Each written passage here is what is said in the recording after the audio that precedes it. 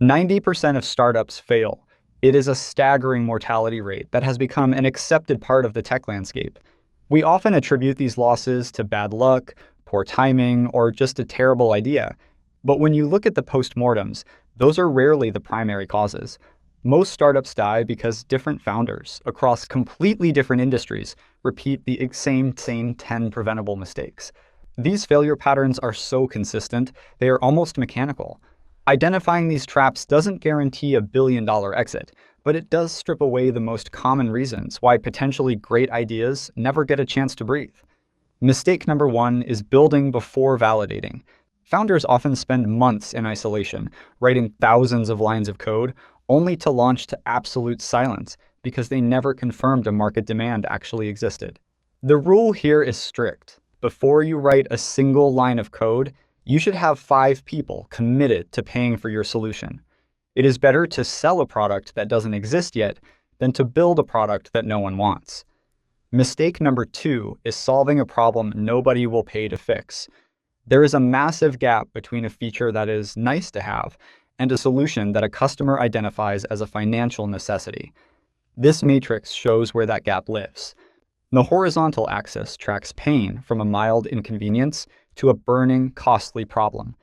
Notice how the willingness to pay line only spikes when the pain becomes a drain on time or money. If your product doesn't target that specific spike in the graph, it isn't a business, it's an expensive hobby. Mistake number 3 is hiring too early. Founders often burn their cash runway on sales or marketing teams before the core product has even been proven to work. You have to stay lean. Do the sales, the customer service, and the manual labor yourself. You should only hire when you have a repeatable revenue model that you can no longer manage alone. Mistake number 4 is having no distribution plan. The belief that a great product will naturally go viral or find its own audience is a common path to obscurity. As this funnel illustrates, distribution requires a single tracked pathway. You need to know exactly how you will acquire your first 100 users before you even launch. Distribution is the gatekeeper. A mediocre product with a clear path to users will find its market, while a superior product with no way to reach people will simply stay on the shelf. Mistake number 5 is ignoring cash flow. A company can look profitable on a spreadsheet and still die because its bank account hit 0 on the wrong day. This chart tracks cash reserves against time. The red horizontal line represents the 3-month threshold. If your reserves drop below this, all secondary growth projects must stop until the runway is extended. Mistake number 6 is building for yourself. It's easy to get caught up in adding features you personally find interesting, rather than the ones that solve a user's problem. Watch how quickly feature bloat accelerates the burn. To avoid this, complete 20 target customer interviews before you finalize your feature set. Mistake number 7 is co-founder drama. Ambiguity regarding who owns what and who makes the final call on product decisions is a top-tier startup killer. You need a foundational agreement immediately. Document your roles, equity splits, and a standard 4-year vesting schedule before the stakes get too high. Internal mismanagement of cash and communication often destroys a company long before any external competitor has the chance to. Mistake number 8 is premature scaling. Scaling a product that hasn't found its market fit is just a way to make it fail faster and more expensively. Scaling is only safe when you have proof of high retention, meaning your active users are returning month after month because they genuinely rely on the product.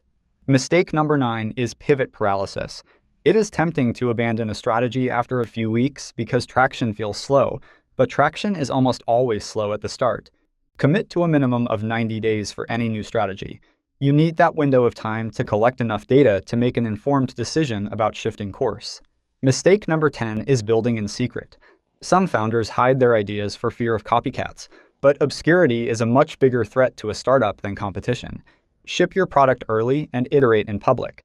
The feedback you get from the market is worth far more than the perceived safety of secrecy.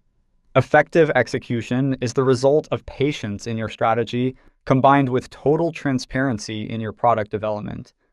Building a startup is a high-risk endeavor, but almost every mistake we've discussed comes down to building on top of assumptions rather than evidence.